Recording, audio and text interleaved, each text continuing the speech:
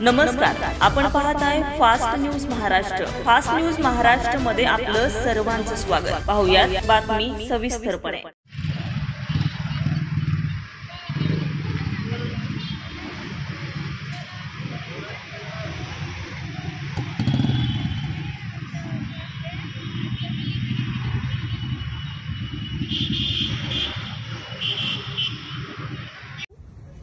काल धाराशिवमध्ये एक व्हिडिओ व्हायरल झाली होती। त्याच्यात ट्रकवर चढून काही मुलं चोरी करताना दिसत होते।